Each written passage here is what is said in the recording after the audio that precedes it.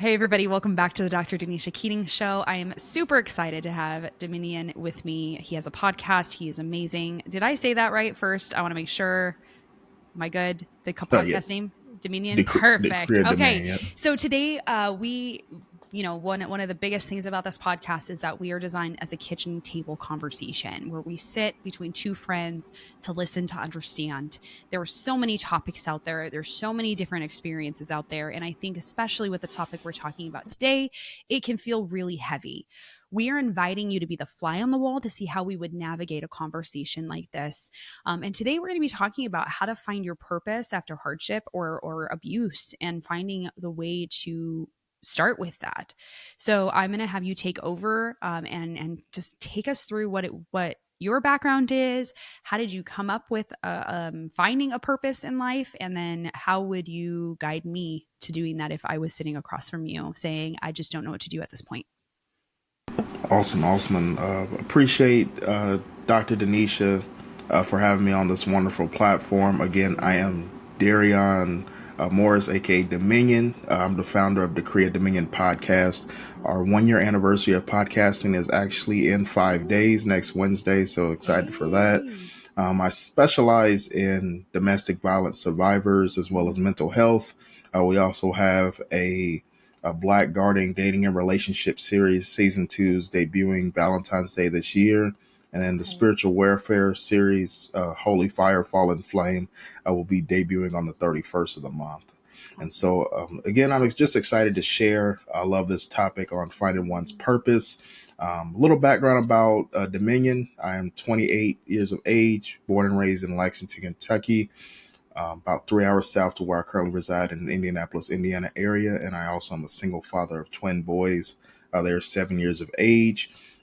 During the day, I'm a supervisor for a large sports apparel company that decorates all the apparel for all the high schools and colleges in the United States. So those of you that are in the foster care system that are in school, if you do sports, I'm probably decorating your gear for the team. So that's cool there.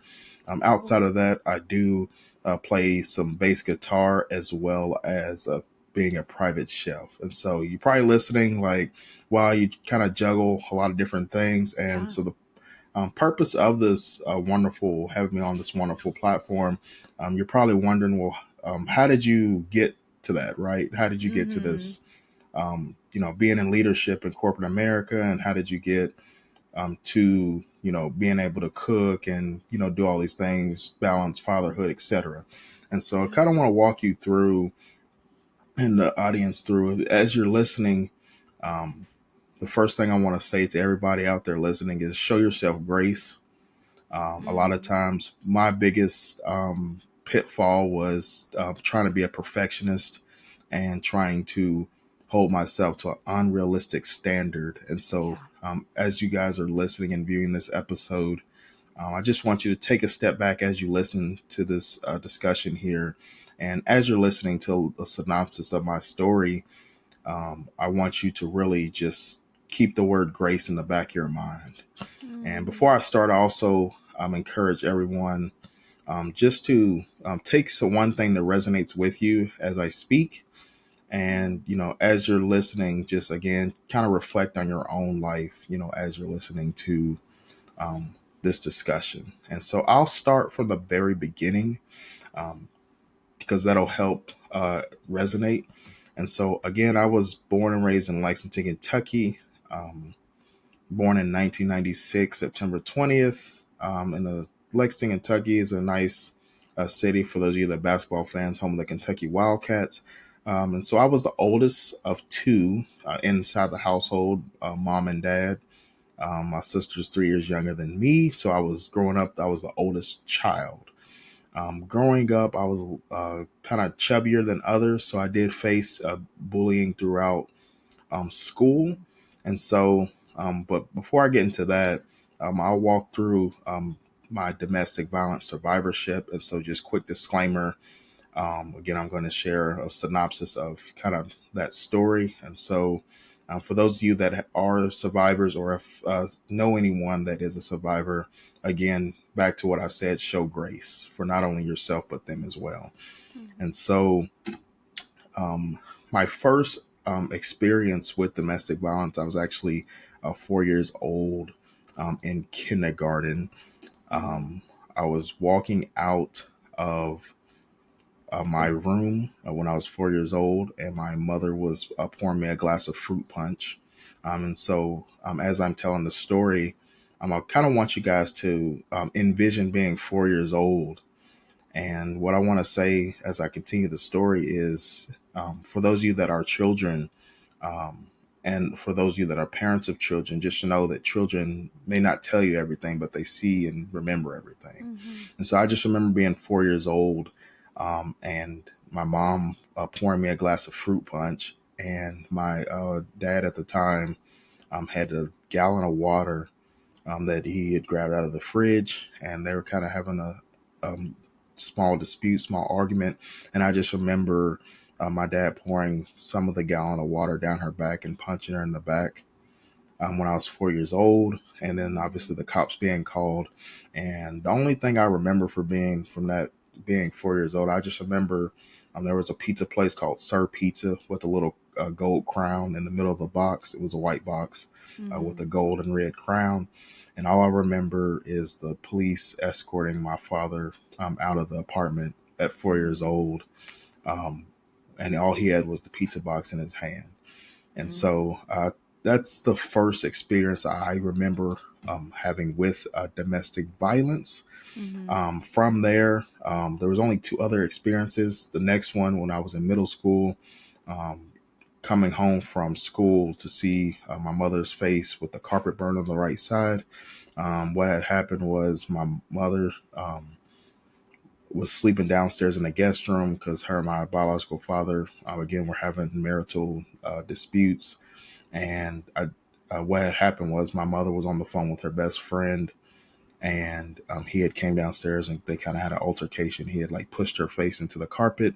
Um, Mm. the thing to take away from this story is my mother's friend was able to hang up and call 911 immediately. And so I just want to encourage everyone, especially as parents are listening to that, or maybe you're in foster care and you have a similar situation of remembering yourself being young and having to fight off parents, or hearing stories of that and coming home from school. The main story is surround yourself with safe people that are aware Mm. and have your best Mhm. interests at heart, so that, you know, God forbid something like that happen, they know what to do in that situation instead of kind of just. Yeah. I know we come in an age of social media. I know we see all the videos of people kind of in the background just recording and letting stuff happen, but make sure you surround yourself with people that are actually going to be a call to action and help you out in dire situations. Right. And so the last part of my domestic violence story that's kind of going to lead to as we continue this conversation, and what I want to say about that is parents that are out there, or women that are out there, including men as well. I know it happens to men as well, but um, you have to say enough is enough early, because the next chance you give that person or that abuser may be your last, strike. So, Yeah. similar situation. It was almost a three strikes you're out kind of situation. And so this happened in 2010, Black Friday. At this point, my mom had already filed for divorce, so everything was kind of getting, going to go to court and get, finalized throughout that process. Mhm. And for those of you that in foster care, or have a process of, hey, my parents separated or divorced, you kind of can attest to that.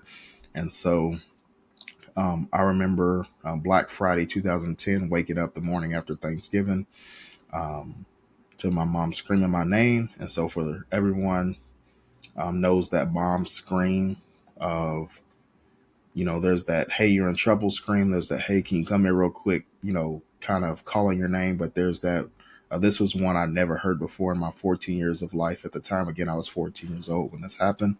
Um, and so what had happened was I just remember at the time I wore contacts, so I didn't even have my contacts in. I jumped up out of the bed, ran into the living room, and I had saw my mom or my dad punching my mom. She said, "Go grab the phone and call the police."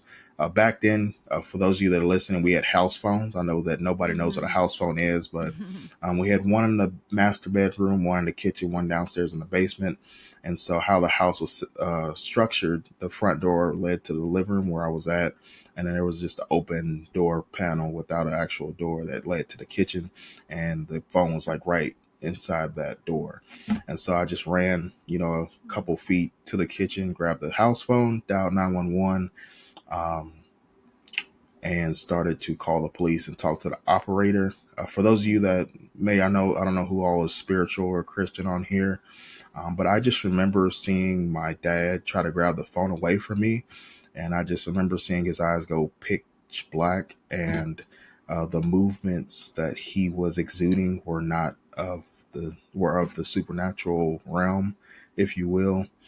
He was looking, it's like he was looking through me, but as he was grabbing the phone, like a normal person would just grab straight at the phone of whichever ear is on the phone, but he was like Mm-hmm. moving at an angle and like shifting back and forth, like super, like if you watch superhero stuff like the Flash, like it was like unreal.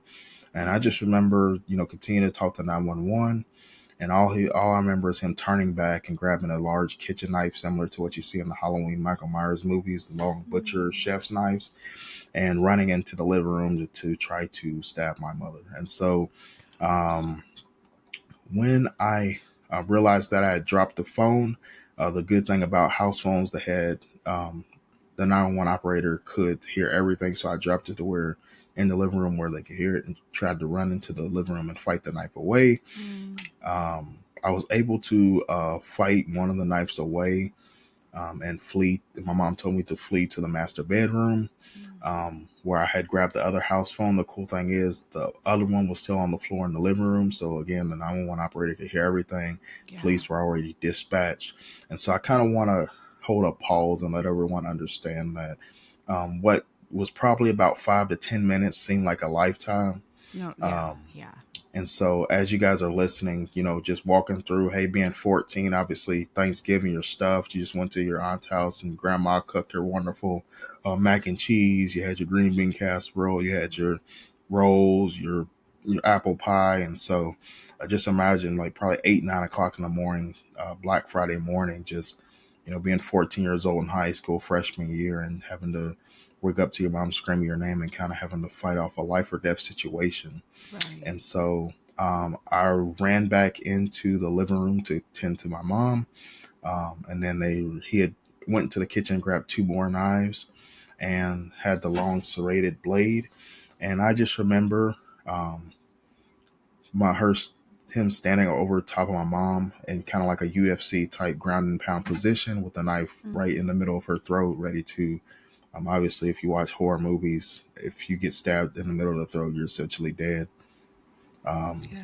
and so we were like on the floor next to the coffee table in the middle of the living room. It was a glass coffee table. It had two vases, and it had um, a full glass cheetah print high heel boot. I remember that distinctly because my mom loved fashion designing stuff. And Mm. so at that time, I remember grabbing the big vase. It was a big ceramic vase. As my dad raised his arm to like do a final strike with the knife, I just remember reaching with one arm and using all the strength I had and smacking and breaking the vase over his head that staggered him and allowed him to drop the knives. And at that exact moment, the police were able to push down the door and come to the rescue. And Mm. so that was the first time in my life, again, where, I want to take you guys back through that. As you have to understand that, two-parent household. We always went to church. My dad was the drum player at the church. My cousin was the pastor. And so grew up Pentecostal in church. Um, you know, always had, we were kind of, in poverty early on in my childhood, but at this point, we had a 5 bedroom house, had 3 or 4 cars, had a full basketball court outside. Yeah. Um, I had all the snack cakes, all the video game systems, My sister played basketball. Again, I played football in high school.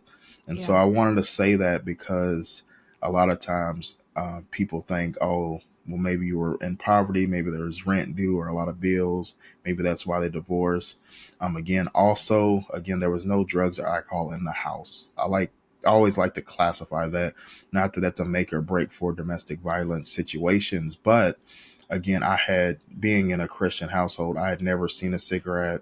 None of my parents Right. smoked. The only time I saw cigarettes if I went to the gas station, or like I said, the only time I saw alcohol or beer is like if we were walking past it as a kid in the grocery store. You know, Right. I didn't even know liquor stores exist at this point, and so I always like class of clarifying that because people are like, well, maybe he was on drugs, or maybe he was a drunk, or maybe he was, drug addict, and just want to clarify that.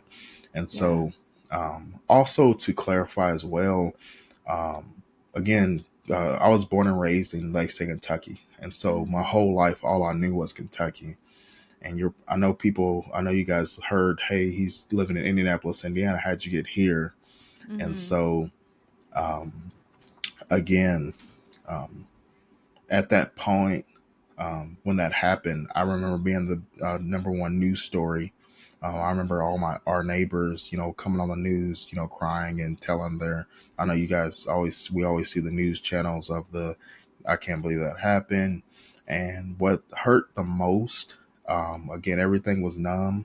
There's two things that I want to, that may be a little graphic, but I remember going to the hospital, riding the ambulance, and the nurse at the hospital saying, who did this to you? And then when I said my dad, I just see her, her whole heart just sunk. Um, it was that moment. I was a big Law and Order CSI fan growing up, so Yeah. I actually wanted to take forensic science classes. Mm-hmm. And so, one thing that I'll share about that story is that um, essentially it was labeled a crime scene. Mm-hmm. So we actually, when we got out of the hospital, I had 15 stitches in my left or my right hand. My mom had to have over 100 stitches in her left arm. I had some slight nerve damage. But once she got out of surgery and we were able to go home, my granddad actually drove down from Columbus, Indiana, with my grandmother and my aunts, and to tend to us. And so um, the one thing that people don't tell you about these stories is that when we went home, we actually had to clean all that up. And so Mm-hmm. that's when everything sat in a little bit of, because obviously the adrenaline's pumping, you're in the hospital, you're Yeah. getting stitches, you don't know what's going on, you can't see your mom. And so I just want, everybody to kind of, you know, really think of your own situation and kind of uh, understand where I'm at this point, being 14 years of age, And again, Yeah. it's the day after Thanksgiving. It's winter time. I had a black tank top, some basketball shorts, and some Nike shoes with no socks. Because again, um, I didn't have Yeah. shoes on when it happened because I jumped out of bed, and then obviously the police Right. said, "Hey, can you get some shoes on before we take you in?" Yeah. And I literally just slipped on the closest shoes I could find, and then went to the hospital in the tank top. Um, Again, like I said, we had to clean all that stuff up, the blood, everything, glass, um, again, everything. And so, um, and then after that, later that night, I know I mentioned I had a younger sister. She was able actually to stay the night at my cousin's on Thanksgiving night, so she actually didn't have to witness any of it. Um, Mm-hmm. and so at first, my uncle was turning off the TV, trying to you know, the next morning until it was ready, time for her to come home and tell her. And again, at that moment, a lot had changed. So I, kind of entered into like a really dark place. Yeah. And I do want to, if there's anybody on here that's married or have went through a situation like this, I encourage you, if you're married, to have a relationship, if possible, with both sides of the family. Because that night I actually met a lot of cousins on my mom's side of the family that I'd never seen before in my life. And so the reasoning for that was when my mom got married, she got pregnant with me out of wedlock. Mm-hmm. And so My dad's side of the family, obviously being in church and being Pentecostal, for those of you that don't know, when you're in church and you have a kid out of wedlock, the goal is to try to rush a marriage so it doesn't look like it's a sin. And so my mom was 21. My dad was 22 when they got married. And so it was kind of like, oops, you guys got pregnant. Well, you're Christian. You have to get married so it doesn't look Yeah. like a sin. Yeah. And so, with that being said, my mom was originally born in Cincinnati, Ohio. Family, obviously, my granddad's in Indiana, had a lot of family in other places in Kentucky, but with the Mm-hmm. marriage solely being my dad's side of the family, um, I wasn't really. My uncles live in Chicago. They would send me Christmas presents, and then obviously my granddad would come every, couple times a year to see us on Christmas and holidays and stuff like that. But outside of that, everybody, all my cousins, uncles that I mostly interacted with growing up were all on my dad's side. And so imagine, your dad just tried to kill your mom. You just got home from the hospital to clean up all the aftermath. I remember sitting in a chair in the living room, and then a bunch of Mm-hmm. people come in that you never seen before. Again, my uncle from Chicago and my aunt, they drove down from all the way from Illinois in the middle of the winter to come see us. This is my first time seeing them in person, as Mm-hmm. well as several cousins and aunts and uncles Yeah. from my mom's side of the family that I had never seen before as well. And so Yeah. um, that was the beginning of my dark place. And the last point I'll touch on that, and I'll let you ask any questions, Yeah. is going back to school. So again, we were on Thanksgiving break. For those of you that remember school, or if you're in school, or if you're school age listening, again, we're on Thanksgiving break. So again, that next Monday we had to go back to school. So going back to that school, seeing all my friends on the school bus as soon as I got on the bus. Um, Again, you hear the whispers. I literally felt like the boogeyman because it's like, Mm. everybody, again, we were the top story on the news. Again, Yeah. you got to Yeah. imagine, I want you guys to understand it's Thanksgiving weekend. The only thing that happens on Thanksgiving is everybody getting full from food and being with their family. You might have maybe a car crash or something like that, maybe, Right. or bad snow if it's weather. But again, it's supposed to be, a time of happiness and Thanksgiving. And so Right. to see, like, failed murder suicide attempt on, and then this guy goes to my high school, um that was Yeah. kind of, again, shocking, especially in Kentucky. Right. And so I just remember getting on a school bus, and it was just like everybody's like silent and just staring. And um again, I sat down, and it really didn't hit me until I got to the school. Mm-hmm. So again, I went to a very large high school. Again, we're in the one of the biggest cities in Kentucky. Again, we're home of the, UK Right. Wildcats, prominent Mm-hmm. college town. And Mm-hmm. again, I was a freshman, 14-year-olds in high school. Freshman's your first year of high school. And you really, again, and it was the first semester. So, towards the end of the first semester. So again, I'm still trying to figure it out. I know people from my middle school, but again, imagine, walking up to the school entrance, and it's just, Right. all the seniors, juniors, sophomores, people you never met before, people not even in your class, people you don't know their name. It's just like the counselors, the principal, literally the Right. whole school's just like stunned silence, just Yeah. trying to my best friends from middle school trying to console me. I'm just sobbing and crying, and yeah, it was a lot. So um Yeah. I'll end there. Yeah, and it is a lot, and it's the hard reality of somebody being abused. Um and I know, listening to that, it's a lot, and like being the fact that some of us don't have a second side to the family that we know. That's where foster care can come in, or that's where maybe your mom would have felt that she needed to go back. But like it's those things that it is a hard conversation to talk about what you went through. And first off, thank you for sharing that with me. That's a lot. And I know for people listening is that maybe you've experienced something like that as well. And then you're like, well, what purpose do I have in life if it's, like, how do I even find, like, how do I not let this impact my life in the way of like changing where I want to go? I think one of the biggest questions I have is how did you process that you were not your dad and that you would not continue that cycle? That's actually a great question.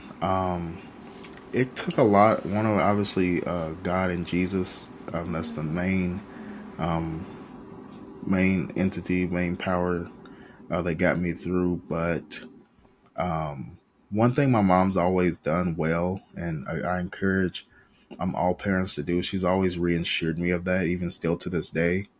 Yeah. Um, and she's always said, you can do whatever you put your mind to, and you are the company you keep, and just Mm-hmm. different um, synonyms of that nature, and just different sayings. And um, what I really realized is that, again, one thing that helped me grow just in leadership and just get out of that dark place is just knowing that everything ends and begins in you.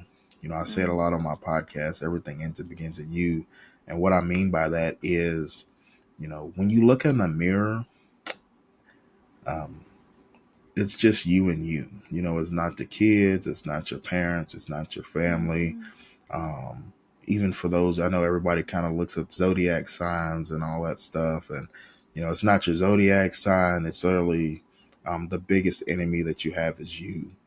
And so I just always knew that, I had a bigger purpose than to, become my father. And Yeah. again, I was always a mama's boy anyway. Mm-hmm. Um, and so just being a mama's boy and really, I guess, really watching. And then my mom always, again, reassured me. And even after that happened, she always told me, you want to make sure when you get a wife, when you get a girlfriend, when you have a woman, that you provide security, show Mm. me, you know, I know it sounds hard because, without that father figure piece, but like showing me how to treat a woman while being a woman. Again, it's hard. So I Right. don't want Right. to, that's a disclaimer. I don't want to, give anybody the wrong idea of like, hey, I'm a single mom. I could just do everything. Again, it is hard. Mm-hmm. And, it's not, everybody doesn't have that, that instant trait, but she had a, mom has a great ability of, again, um, some people learn by their own mistakes. A lot of people learn from the mistakes of others. Mm-hmm. And that situation was just one where it's like it's a clear cut. Some things in life are obsoletes. Mm. And that was one of those where it's like, okay, even if I don't know how to kiss a woman, even if I don't know how to take a girl on a first date, if I don't know anything about women's, I just know I'm not supposed to beat her or try to kill her. Yeah. And so that was just seeing that situation, um, that gave me a bare minimum. Okay, this is what not to do. Let's not, try to kill a woman and, spend 10 plus years in prison. So Mm. that was just, okay, I know I don't want to go to prison ever for anything. And I know I Yeah. don't want to harm a woman. So that was just, never even crossed my mind, even, as I grew older in my dating life and relationship Right. life. I just never wanted to, you know, Yeah. Yeah. commit a heinous crime like that. Yeah. And I think too, you did say some things about like being that you were born and raised in churches. Um, there was a rush for your parents to get married just because they were pregnant. So when it comes to dating, it's like, what advice would you give to somebody about what the dating life should look like? Because you don't want to end up in a situation like that and isolated. Your mom was then isolated from her family. So I think one of the questions I have is it's like, was she with her family before she got married and then was isolated, or what does that dynamic look like? Oh Do you know yes, what that's that a dynamic looked like? That's a great question. I actually have a two-part answer to that. Yeah. One from my mom's side and one from my own side. So from my mom's Mm-hmm. side, my mom when I was young, she was very obese. I think she was over 300 pounds. Since Mm-hmm. then, obviously, she's made life choices and lost all that weight. But Mm-hmm. again, she had a lot of low self-esteem back then, just being really big. Mm-hmm. And so my dad was kind of like the fit basketball players. And at the time, my mom, I just remember in kindergarten, my mom working two or three jobs, trying to provide. And then my dad worked for Alltech. They do run the equestrian games with horse racing. Oh, And so okay. obviously in Kentucky, horse racing is really big. And so he Okay. was kind of the breadwinner as well. And so when Mm-hmm. you combine like low self esteem life with, hey, my whole family's in church, my cousin's the pastor, my mom's the evangelist, etc., on top of, him making most of the money, as well as, her not having that voice of herself Yeah. to know any better. Again, she's 21 years of age. She's been working since she was 14. She moved out at 18. And so Mm-hmm. um, it was kind of just like, yep, well, I'm Christian, so get married. You're right. Um, She kind of and followed what she was told because she right. obviously like young love, but also just like the oh, okay, I need to do this because I'm this is what was religiously correct. Yep. And then also like, hey, I don't want to break up, the Mm. family, dynamic thing as well. And then from Yeah. my side, so again, I mentioned I have twin boys. And so I Mm-hmm. will say that history always has the opportunity to repeat itself. Mm-hmm. What I mean by that, so me and the twins' mom, again, we have a wonderful working co-parent relationship now, where we get split custody down the middle, but it wasn't always like that. When we were together, similar dynamic, not with the abuse or anything like that, obviously, but we just didn't see eye to eye as a relationship as a couple, and so I was faced with Mm-hmm. that choice of do I again? I was actually 21 when I had the twins, which was ironic. Yeah. So again, the same age my mom had me, Mm. and again, I was faced with that decision of okay, do I stay with her and try to work through the like toxicity? And I want to do a quick disclaimer on relationships because everything doesn't have to be hot or cold when it comes to toxicity. When I say toxicity, I mean like we just didn't have aligned views at the time, again, being 21 and 24 and still Mm-hmm. being young. Again, this was like not my first girlfriend, but it was my first time I want to say it's the first time I really like loved someone. And what I mean by that is like Mm. high school is like your first love is like, your parents drop you off and, you kind of go to class. But this is my first like, Mm-hmm. um, I had one other relationship before her, but this is like the first, like she had her own apartment. I still love my parents obviously, but she had her own apartment. She had a son already, but again, she had her own apartment. And so this is the first time I actually was exposed to dating someone with being I was over 18, so I was Mm-hmm. 20 years old when I met her, so I had my own car. I was making good money at my job. um, I was no kids. I Mm-hmm. met this girl, she's cute, she's got her own place. Obviously we I could spend unlimited. She was a single mom at the time. um, And so at the time, she's not really going out of the house because she has her, I think her our oldest son was 2 years old at the time. Mm-hmm. And so again, I was in a situation I'd never been before because before it was, um, you can't spend the night, when it's two people that, you know, the girlfriend before that, she lived with her mom as well as me. Mm-hmm. It was different. And then obviously in high school, you can't, you have to go to school, you have to do different things. But, this is the first time I was actually had that freedom. And so when I say history has a Yeah. chance of repeating itself, two young kids, that don't know any better, having relations and end up pregnant, it's just like, you know, I don't know about bills or And it was the first time I really had to ask myself, is this the person I want to spend the rest of my life with? Yeah. And that was the hardest question because, again, I had to sit down and think, okay, do I want to? There's a lot of things. There's some things, and again, she had a lot of trauma as well that she was Mm. still healing with, or dealing with, or had to deal with at the time. And I want to say to the viewers, sometimes you have to let people grow by themselves, Yeah. and that Yeah. was my situation. So again, back to the history repeating itself. Do I follow in my parents' footsteps and just say, oh well, I'm Christian, I'm just going to deal with it. Mhm. And I remember getting advice from her father, like, you guys should just be together for the kids.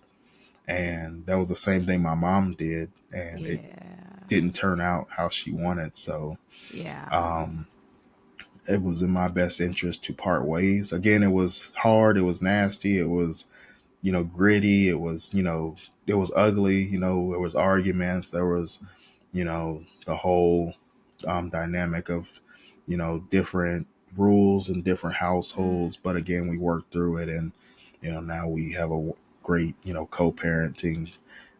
But again, that was something that we had to both work on ourselves separately, and then Mhm. also come to agreement for the betterment of the kids, and also grow and continue to grow as the kids get older as well. Yeah.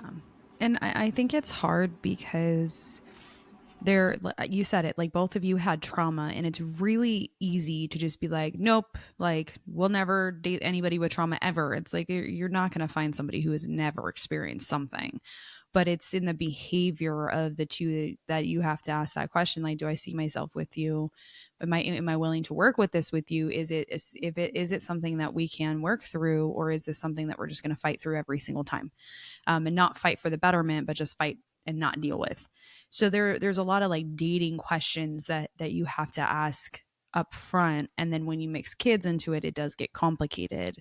To go back though, one of the things, with your mom, did she have a relationship with her side of the family when she met your dad, or was that eventually like severed off, or what did that dynamic look like for her side?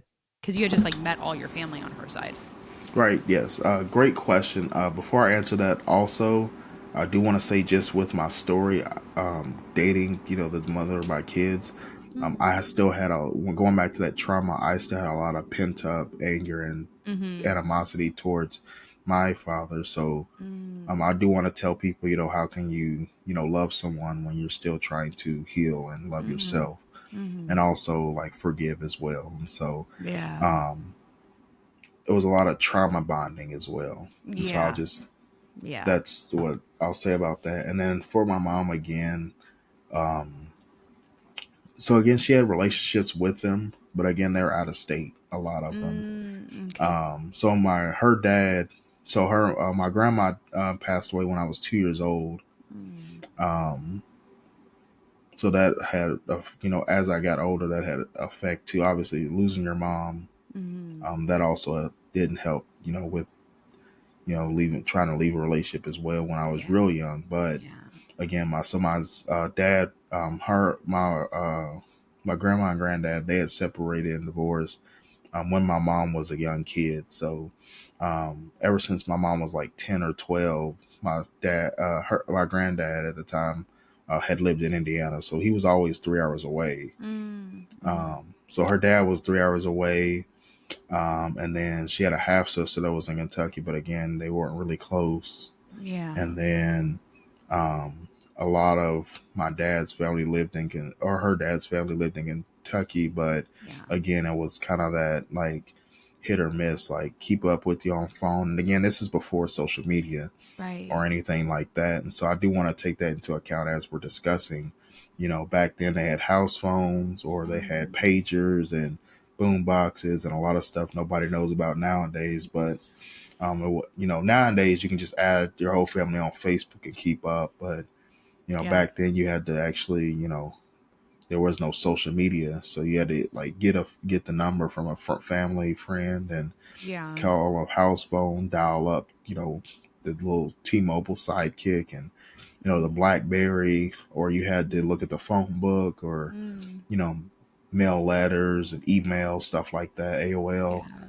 And really, she just didn't have a lot of family support because again they were, Yeah. and then my uncle again lived in Chicago. He was in the Air Force and met a woman in London, and then that's my aunt Donna. They still married to this day, and Mm. he lived in Illinois. So he's 6 hours away. Her dad, so her brother's 6 hours away. Her dad's 3 hours away, and then her mom's passed away. So it's like she Yeah. really had was just me, and then my Everyone's dad's side of scattered. the family. Yep. And I think it's hard to, when you have low self esteem, it is very easy to get into a relationship and just say, I need this to work at all costs. And it must be something I'm doing. It must be my fault that he responded this way. And I know growing up in a Pentecostal church for a little bit, it that was a common phrase to women who were abused was you must have done something to upset him, and that you leave with that. I'm not sure if that's what she was told, but I've just heard that personally to me and my siblings and my mom who was abused. We heard that a lot, like, oh, you must have done something to upset him. Men wouldn't act like that if. And it's just like there's a lot of anger that your dad had, and he chose to make decisions to act out on that. And then it's like, okay, it's really hard to convince someone to leave a situation like that. I think, especially when religion comes in, where it's like, no, you're not supposed to leave. And I don't know if she ever had conversations with people saying this is what's going on. And they said, you just have to stay, stay for the kids.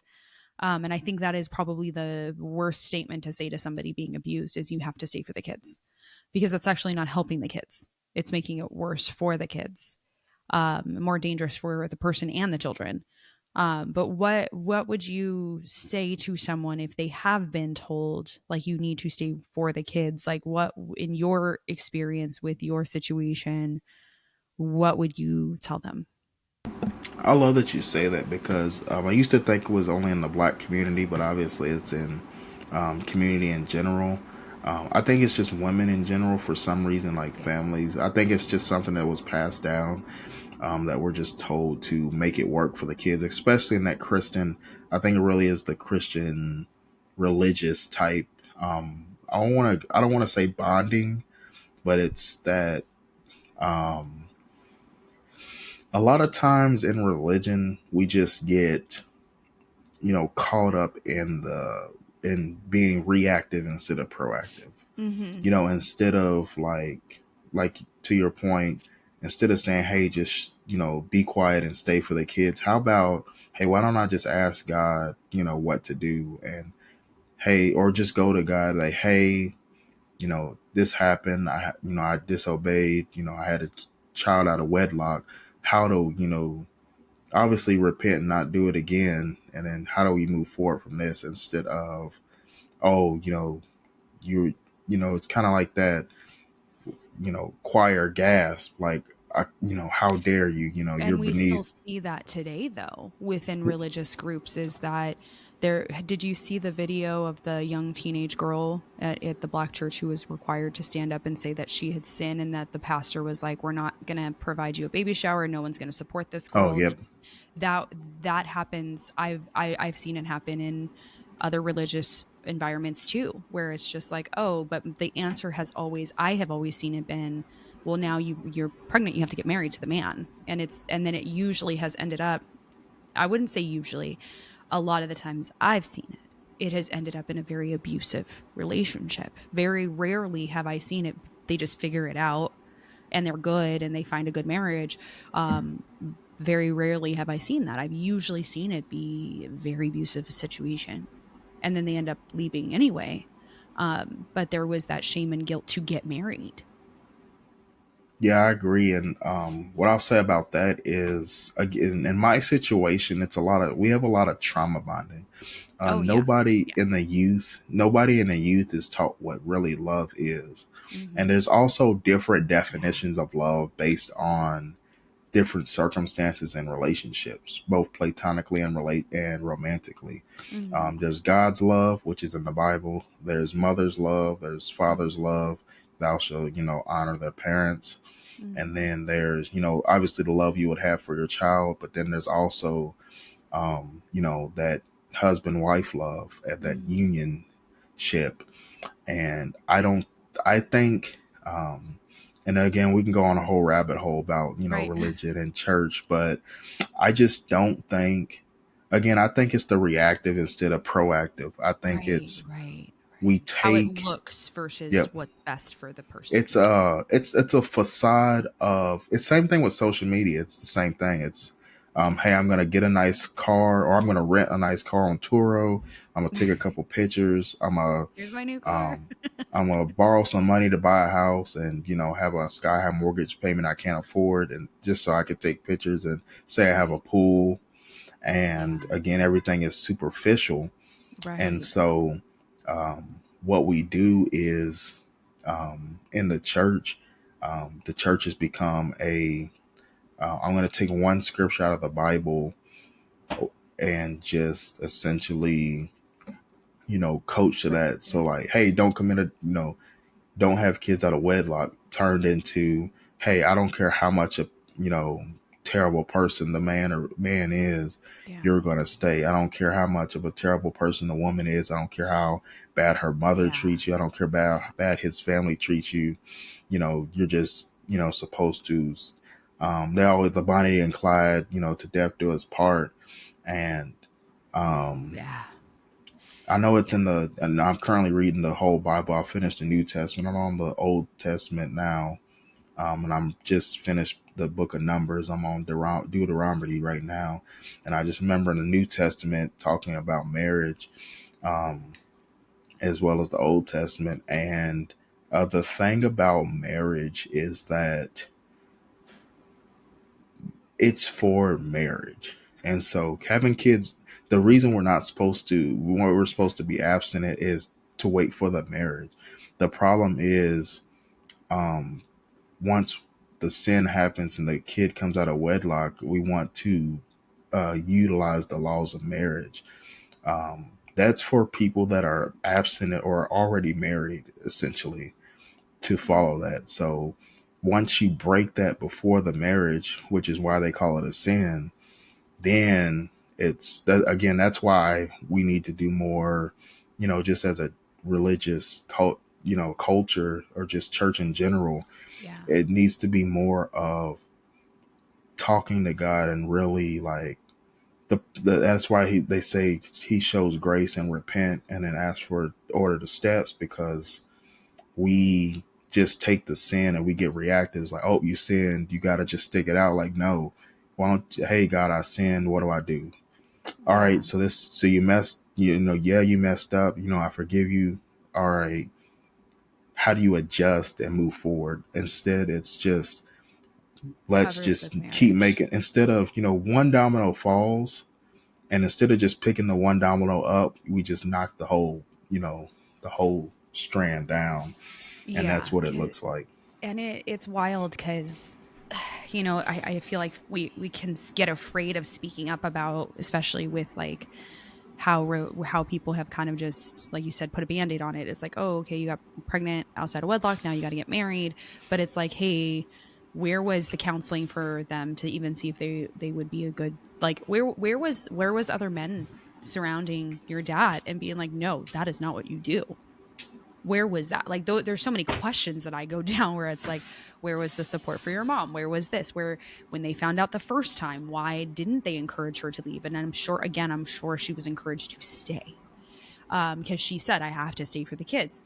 And that is such a dangerous mentality. And that's where we have seen, I think, within women in the church, there's been such a high divorce rate, because of domestic violence, and like women being told, like, you clearly, like, if maybe not even just domestic violence, but the man having an affair, where, when a woman has said, like, yeah, my husband's cheating on me, I know several women who have said that they were told, like, well, you must have not been doing what you should have been doing if he had to go look elsewhere. And what we do is we start pointing, like you said, we point fingers, and then we're like, oh, let's just taper it with this thing. And it's like, no, no, no, like, let's go to the Bible, let's pray about it, but let's also be the community to step in to say, okay, right now, you are not supposed to be in the home because you're abusing your wife. You need to leave and we need to get you help. That should have been the answer.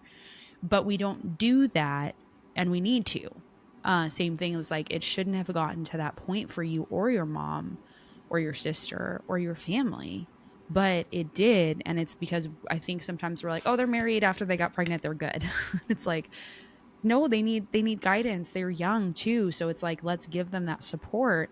But I think you said something too, is that trauma bonding is such a big thing. From your perspective, can you explain what trauma bonding is? Yes. So to me, trauma bonding is something happens in your life, and the scary thing about trauma bonding is, for me, it was, again, this happened when I was 14, and I met the woman when I was 20. Mm-hmm. So again, it rears its head when it's not healed, and so when you don't Yeah. heal, essentially, um, well, for man and woman, it's a man, hey, taking something that happened to them in the past, whether it's relationships, whether it's being cheated on, whether it's being lied to, whether it's Mm-hmm. being used for money, whether it's been used for status, whether it's being gullible and being manipulated to kindness for weakness. Same thing for the woman, whether it's for her body, whether it's, again, for social status, for money, being abused by her mentality or her kind heart. And essentially, it's taking all that baggage and all that trauma, and you meet someone, and it's just like trying to relate to each other based on what you've been through in the past. Like, oh, well, I was cheated on. Oh, hey, I've never had a girl that never cheated on me. So let's be together. Right. Where Right. instead of, hey, what are my goals and values, and what are your goals and values, and let's Yeah. meet. It's, oh, well, you got cheated on. Let me take care of you. And my problem, I had that Superman complex where Yeah. I thought I could just fix every broken woman, even though I was broken as well. And the danger with trauma bonding in relationships is, someone might be listening and being like, oh, so if they have trauma and I have trauma, we shouldn't be friends. But you're not saying that. What you're saying is, you should ask the question, like, what are your goals? What are your values? What are your religious views? What are your, your political views? What are your real beliefs and values in you? And then basing that off of, are we compatible? And if it's not, it's your friends, but not in a romantic relationship. But then when it's the danger of being in a relationship of trauma bonding, is that two things, is that when one person heals, you really don't have any other thing to compare, like to connect about. And one person, that's why, like, we see some relationships end where it's like, well, you changed. It's like, I healed. Like, that's not this not I'm not going to let this impact me anymore. I'm It's not influencing my every decision. And then we see that end, and then the other person is still there because they don't want to step into that, and that's their choice. But we can see that trauma bonding is actually can be really hard for people to heal out of it, and it's more victim mentality of like, we're just going to sit here and be mad at the world. But then in a relationship, it becomes complicated because it's like, well, I don't want to say that what you said to me was rude because I don't want to trigger you. And then it's like, well, now I'm going to go to somebody else and trauma bond with them, and then fall romantically, what I think is romantic love, into that person. And then it's like, well, I'm not in love with you anymore. I'm in love with this other person. And it's like, all you're doing is trauma bonding. You're just sharing and bonding with this person off of your trauma versus your values and goals, and saying, okay, are we compatible with each other?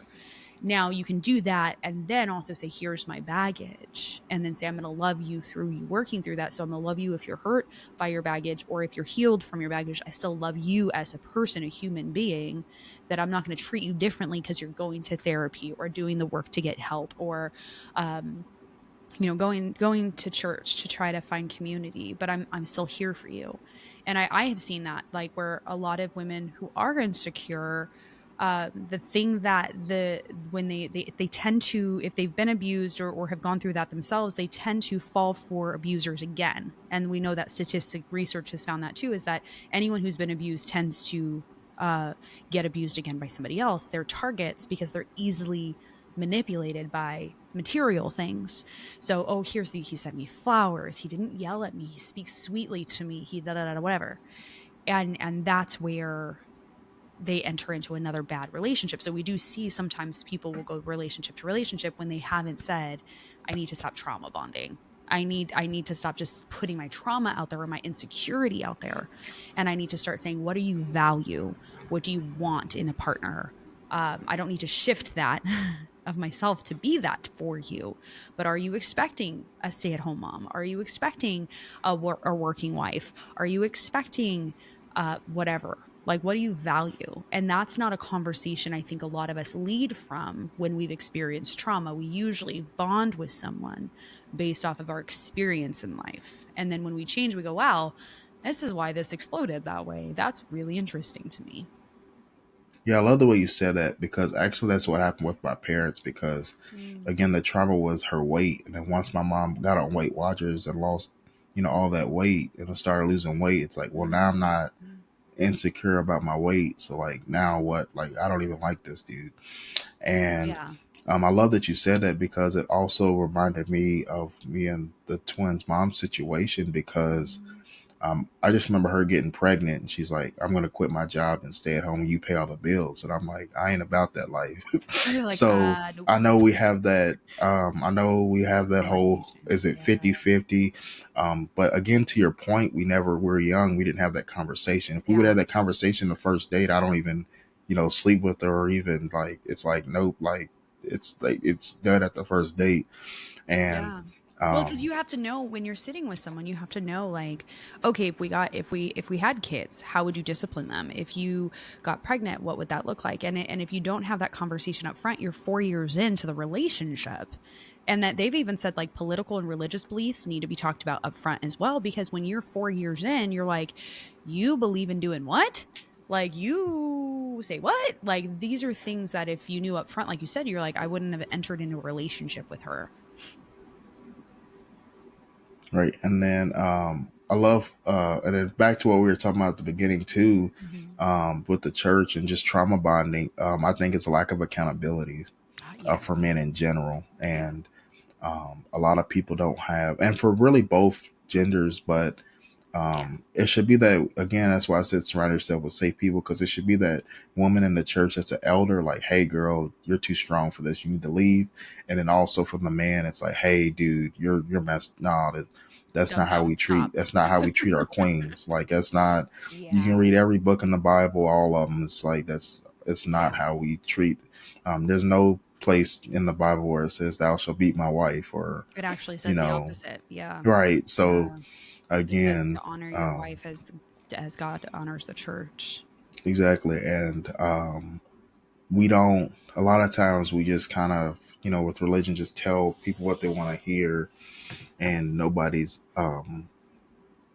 we just want the status, but nobody's accountable to maintaining the status. Yeah. I It's like, think hey, I see so many, even on Facebook, it's like, yeah. I see so many people engaged and married, and, and then, especially the engagements hurt the worst because I'm one of those people that remember everything. And I just see like some of my friends on Facebook, primarily women, but like they'll get engaged, and then like a year later, the pictures are deleted. The guy, it's just like they disappeared. Like the guy disappeared. It's just like, what happened? Why are you, you guys broke up already? Because And that's usually when a lot of people have those conversations is during the engagement is where they start to talk and start to see and they're like you changed and it's like no no no no like you never had this conversation during the dating stage. right, That's what I have seen from people. And I sat back and I was like, why are there like people just like engaged and then not engaged? Like what is happening? And they said they're like, oh, I just discovered like this is we started talking about parenting, started talking about working, started talking about how to spend money. And like on both sides, it was either maybe like most sometimes it's the man calling it off and being like, that's not what I thought we were about. So it's interesting to see that that is everywhere for everybody. And I right, think too, the other thing specifically, and I'm not sure if it's just a church thing or not. I grew up in the church, but I know in the 20s, like in your early 20s, people start to really push like marriage and like kids. Like, oh, are you planning on getting married? Are you dating? Are you going to go date? And da da da. And like, I don't know about men in the church, but I know women in the church. It was like, dang, you're like literally when you're sitting with like three friends who are all in their 20s, we're looking around the room to say like, hey, which guy in here is single? Like who's getting married next? And then all your friends start getting engaged and having kids, and then you're like left out. And then a friend of mine said something, and I was like, that's horrible. And it actually was true. She was older, and she goes, don't worry, in your 30s, most of them are divorced. So there'll be options again. And I was like, oh, that's not good. But it's true. Like in my 30s, I've seen a lot of the people I knew who got married early in their 20s are now divorced. And it was every time I've asked, like, I'm just like, are you okay? Like, do you need anything? And they're like, yeah, just we were just different people. We were different people in our 20s. So it's also like, do you let people grow as you are in relationships with them? That's a big piece. I don't think people like growing. They want to be who they were when they got together, but they don't really know how to grow together. I think that could be a really hard part in relationships too. I love everything you said. I also think it's with women. I think it's in the back. I think the church. I don't know if it's just the church or both, or society and church. I think it's both. But we operate off a business mindset model where it's Mm-hmm. like I know women they have that biological clock. Like, hey, can she have kids? When do There's a lot of pressure for women to that's our like even as a child it's like you're especially I don't know about regular society but I know in the church it definitely is like you're going to be a mom one day, you're going to be a mom one day, you're going to get married Yep. one day, and it's like from a very very young age, and we don't know if that's going to happen, but there's that pressure of like 2021 where like I literally had every single Sunday a gentleman who was like a grandpa in the church. He's like, "Oh, okay, so any boyfriends, any engagements? Like, come on, let's go. Like, I want to see you be happy." And it was like, I am happy. And he's like, no, no, no, you'll, it's a different thing for you. And every Sunday for like a year, I had to tell him to stop. But for a year, he would say, like, so are you going to get married? Are you going to get married? All your friends are getting married. And it was like every single time I saw him.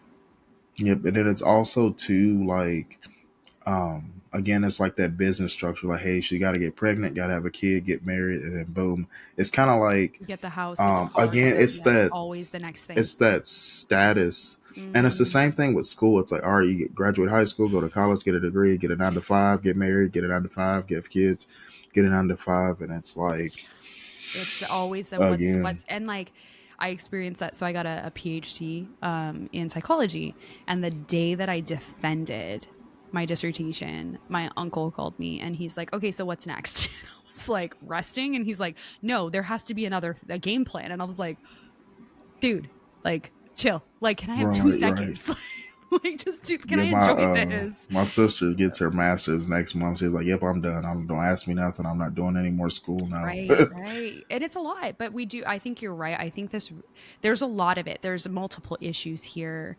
And we can definitely wrap up. And I'll let you say anything else you would like to say, but I do think that it comes down to there is a huge pressure to like, if you're in a religious circle and you get pregnant, it's get married right away, even if you're not a good fit for each other.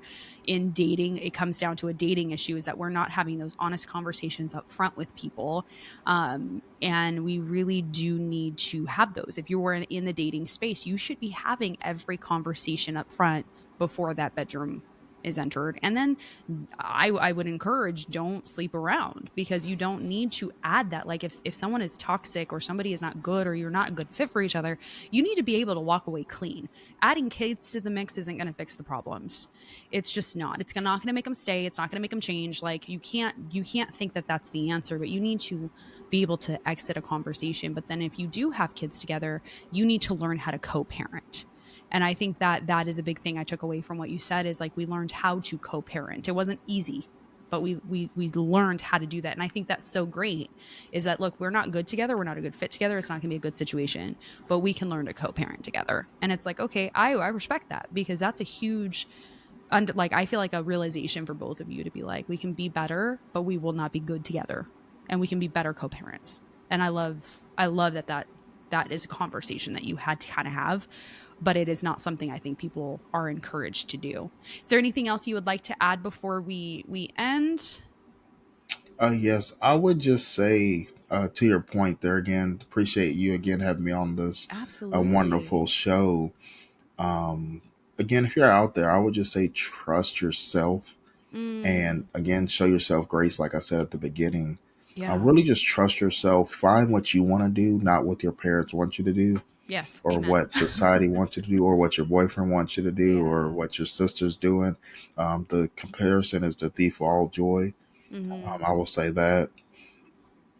And really just, again, find safe people. If it's not a parent or a sibling, uh, find a good friend, find a stable society, community that can empower you and help you reach your goals, Yeah. and not the goals that they told you to set, but the goals that you actually want to set for yourself. Right.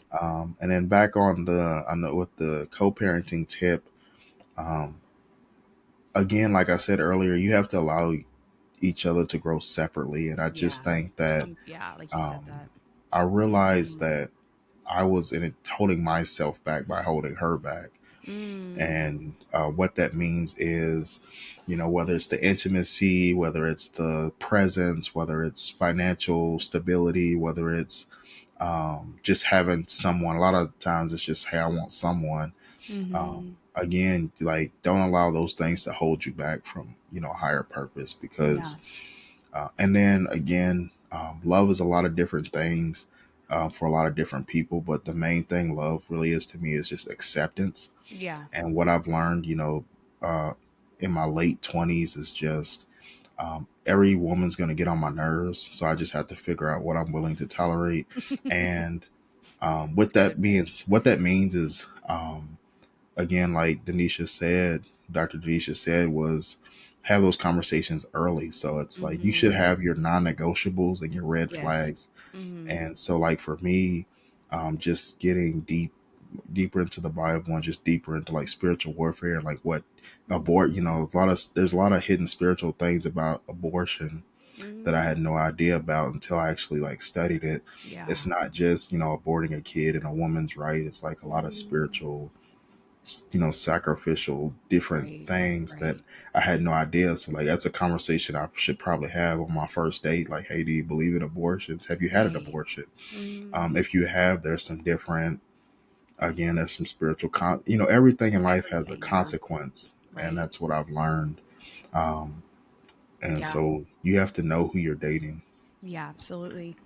That's amazing advice. Thank you so much for sharing all of that with us. You guys, please follow along. If you guys have questions, please put them in the comments. But this was, I think, started as a very heavy conversation, but it really came into a lot of different things that we don't talk about that we need to. So thank you so much for sharing with us. If you guys have questions, put them in the bottom, and we'll see you guys later. Thank you so much for joining on this episode. Thank you.